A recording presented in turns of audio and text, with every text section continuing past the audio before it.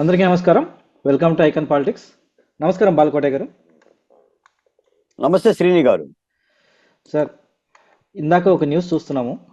ఆ, ఉమ్, ఎన్నికల ప్రచారంలోన వివేక హత్య గురించి ప్రస్తావించొద్దు అని చెప్పేసి వైసీపీ పార్టీ కోర్టుకు వెళ్ళడం, అందులో కడప కోర్టుకు వెళ్ళడం, కడప కోర్టు నుంచి ఆర్డర్స్ రావడం, వైఎస్ షర్మిల గారికి, సునీత గారికి, చంద్రబాబు నాయుడు గారికి, పవన్ కళ్యాణ్ గారికి, లోకేష్ గారికి, పురంధరేశ్వరదేవి గారికి, వీళ్ళందరికీ నోటీసులు వచ్చాయంట. మీరు ఈ హత్య గురించి మాట్లాడొద్దు అనేసి. ఇదే హత్య గురించి మాట్లాడొద్దు అని చెప్పేసి 2019లో గ్యాగ్ ఆర్డర్ తెచ్చుకున్నారు, మళ్ళీ తెచ్చుకున్నారు. సో ఇంకా అంటే ఇది అంటే జ్యూరిడిక్షన్లో ప్రాబ్లమ్సా లేకపోతే ఏంటి? ఇది నాకేం అర్థం కావట్లేదు. దీన్ని ఎలా చూడాలి? లేకపోతే వాళ్ళకి ఎలా న్యాయం జరుగుతుంది? బాధితులకు న్యాయం జరగదు, పైగా మాట్లాడకూడదు. సో పరిస్థితి ఏంటి? కాస్త మీ విశ్లేషణ చెప్పండి సార్ దీని మీద. శ్రీని గారు నమస్తే. నేను కూడా పత్రికల్లో చూశాను.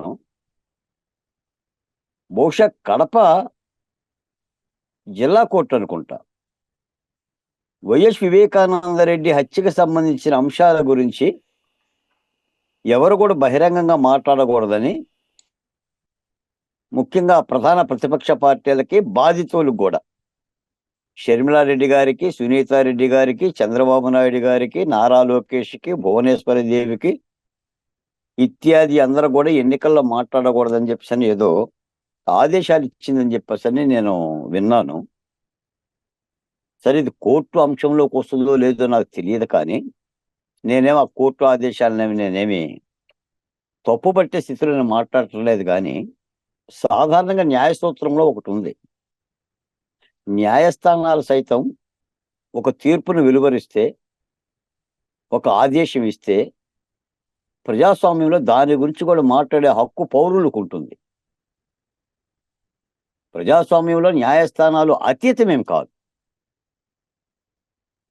ఒక జడ్జి ఒక తీర్పిస్తే, ఒక న్యాయస్థానం ఒక అభిప్రాయాన్ని వ్యక్తం చేస్తే, అది ఎలాంటి సంఘటన అయినా, అది రామ జన్మభూమి అయినా, బాబ్రీ మసీద్ అయినా, ఎలాంటి సంఘటన అయినా కూడా ప్రజలకు మాట్లాడే భావ ప్రకటన స్వేచ్ఛ ఉందనేది కూడా రాజ్యాంగంలో ఉన్న సూత్రం. అయితే ఇక్కడ ఈ విషయానికి వచ్చేసరికనే, వివేకానందరెడ్డి హత్యతో పాటు అసలు ఆంధ్రప్రదేశ్లో జరిగిన ఏ హత్యను కూడా మాట్లాడొద్దని కూడా ఇస్తే బాగుండేదేమో. ఈ ఎన్నికల్లో డాక్టర్ సుధాకర్ గురించి కానీ, డ్రైవర్ సుబ్రహ్మణ్యం గురించి కానీ, అబ్దుల్ సలాం గురించి కానీ, వజీరా గురించి కానీ, పులివెందుల నాగమ్మ గురించి కానీ, నంద్యాల మహాలక్ష్మి గురించి కానీ, అమర్నాథ్ గురించి కానీ, అంగన్వాడి నోకానమ్మ గురించి కానీ, లేదా బీసీ జమలయ్య గురించి కానీ, అంటే ఈ 5 ఏళ్ల పరిపాలనలో అధికార వైసీపీ పార్టీ ఆధ్వర్యంలో జరిగిన దాష్టీకారాల గురించి కానీ, అత్యాచారాల గురించి కానీ, మానభంగాల గురించి కానీ కూడా ఎవరూ మాట్లాడకూడదని చెప్పేసి తాకీదులు జారీ చేస్తే బాగుంటుందేమో అనిపించింది. మీది ఎలాంటి వైఖరో నాకు తెలియదు, కానీ ఇప్పుడు మీరు అన్నారు వైఎస్ వివేకానందరెడ్డి హత్య కేసులో 2019లో ఎవరో ఎలాంటిది మాట్లాడకూడదని చెప్పని జగన్మోహన్ రెడ్డి గారి కోర్టుకి వెళ్ళి గ్యాగ్ ఆర్డర్ తెచ్చాడు. గ్యాగ్ ఆర్డర్ ఇచ్చేసింది. జగన్మోహన్ రెడ్డి గారి సిబిఐ దర్యాప్తును అడిగిండు. ఆయన ముఖ్యమంత్రి అవ్వగానే సిబిఐ దర్యాప్తు అక్కర్లేదని చెప్పి పక్కన పడేసిండు. అందుకనే సార్, భారతదేశంలో, ముఖ్యంగా ఆంధ్రప్రదేశ్లో ప్రజాస్వామ్యం యొక్క నడక చూసి ఏడవాలో, నవ్వాలో, వగచాలో, కన్నీరు గార్చాలో అర్థం కావడం లేదు. అంటే వ్యవస్థలో వాళ్ళ వాళ్ళ చెప్పు చేతలు ఉండేవని అనిపిస్తుంది. ఎక్కడ న్యాయం లేదండి. ఇప్పుడు వివేకానందరెడ్డి హత్య కేసు 5 ఏళ్ళైంది సార్. విచారణ సంస్థలో వేగవంతంగా విచారణ చేయాలని, న్యాయం చేయాలని, అందులో సిబిఐ పేర్కొన్న దోషులందరినీ అరెస్ట్ చేయాలనేది రాష్ట్ర వ్యాప్త డిమాండ్. సునీతారెడ్డి డిమాండే కాదు, షర్మిలారెడ్డి డిమాండే కాదు, మరొక డిమాండ్ చంద్రబాబు నాయుడు గారి డిమాండ్ కూడా కాదు, రాష్ట్ర ప్రజల డిమాండ్. ఎందుకంటే నేరాలని, హత్యలని కూడా ఈ విధంగా మీరు ప్రోత్సహించుకుంటూ పోతే వ్యవస్థ ఎంతవరకు పోతుంది అనేది ఒక ప్రశ్న. ఇప్పుడు అధికార పార్టీ ఏం చేస్తుందంటే, మా బాబాని మేము చంపుకున్నాం, మీకు సంబంధం ఏంటి? ఆయన కుక్కను చంపాం. వివేకానందరెడ్డి కుక్కను చంపినట్టుగా వివేకానందరెడ్డిని కూడా కుక్కలాగా చంపాం, మీకు ఎవరికి సంబంధం లేదు. ఆ షర్మిలారెడ్డి అసలు వయస్సు రాజశేఖర రెడ్డి గారి కుమార్తె కాదు. ఆ సునీతారెడ్డి వెనక చంద్రబాబు నాయుడు గారు ఉన్నాడు. ఇంకా బాలకోట లాంటి సంబంధం ఏంటి? మీకేంటంట? మేము చంపుకుంటే ఏంటి, మేము నరుక్కుంటే ఏంటి, మమ్మల్ని మేము చంపుకొని మేము విచారణ చేసుకుంటే తహిమా సమాజానికి ఏం అవసరం అన్న దూరంలో చాలా మంది మేధావులు కూడా నేను చూస్తున్నాను. డిబేట్లు హైదరాబాద్లో కూర్చొని పాసి ముఖాన్ని మాట్లాడుతుంటారు, ముఖాలు కూడా కడగరు వాళ్ళు. ప్రభుత్వం ఏదో పారితోషికం ఇస్తుంది, ఆ నైట్ ఒక పెగ్గేసుకుంటారేమో, మరి ఉదయం ఒక పెగ్గేసుకుంటారేమో, ప్రభుత్వ సొమ్ముని తింటారు, పోస్ట్ మార్టం చేస్తూ ఉంటుంటారు. ఆంధ్రప్రదేశ్ వివేకానంద రెడ్డిని ఎవరు చంపారు కూడా వాళ్ళే చెప్తారు, ప్రతిపక్ష పార్టీలు చంపినట్టుగా. ఇంత దుర్మార్గంగా వ్యవస్థ అయిపోయింది. మేధావుల ముసుగులో మేధావులు,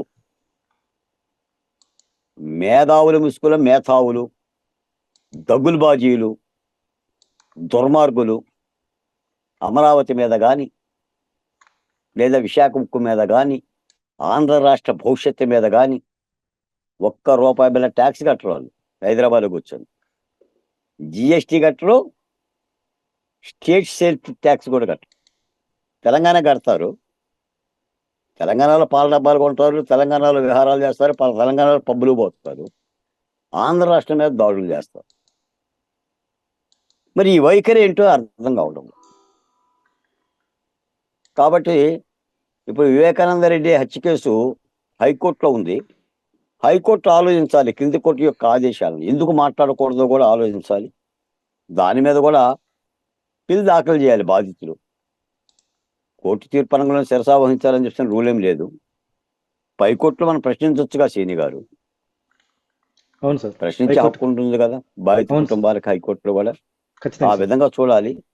ఏదేమైనా వాళ్ళు మాట్లాడొద్దు వీళ్ళు మాట్లాడని అన్నా జగమెరిగిన బ్రాహ్మణుడికి జంధ్యమేళ అన్నట్టుగా వివేకానంద రెడ్డిని ఎవరు చంపారనేది రాష్ట్ర ప్రజలకి తేట తెల్లమైంది.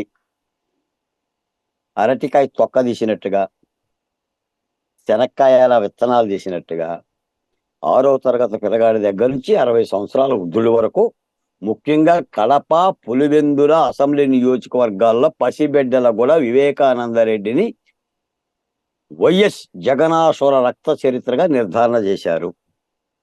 ఆ కడప, పులివెందుల ప్రజలు రానున్న ఎన్నికల్లో ఒక గొప్ప తీర్పునివ్వాలని కాంక్షిస్తున్నాం. ఆ తీర్పు రాష్ట్రానికి చైతన్యవంతం కావాలని చెప్పి కూడా కోరుతున్నాం. వైఎస్ వివేకానంద రెడ్డి గారి యొక్క హత్య లాంటి సంఘటనని 5 ఏళ్లుగా రాజకీయం చేసిన అధికార పార్టీకి, అధికార పార్టీ తరపున నిలబడుతున్న ఆ కడప ఎంపీ ఎవరైనా సరే, అది అవినాష్ రెడ్డా, మరొక రెడ్డా, లేదా పులివెందులలో నిలబడుతున్న ముఖ్యమంత్రి మరొక వ్యక్తి, వాళ్ళందరినీ కూడా ఓడించి తీరాల్సిన బాధ్యత పులివెందుల ప్రజల మీద, కడప ప్రజల మీద ఉంది. ఎందుకంటే ఒక మార్పుకు సంకేతం కావాలి ప్రజాస్వామ్యం. రాయలసీమ ప్రజలు కూడా ఆ దిశగా ఆలోచించాలి.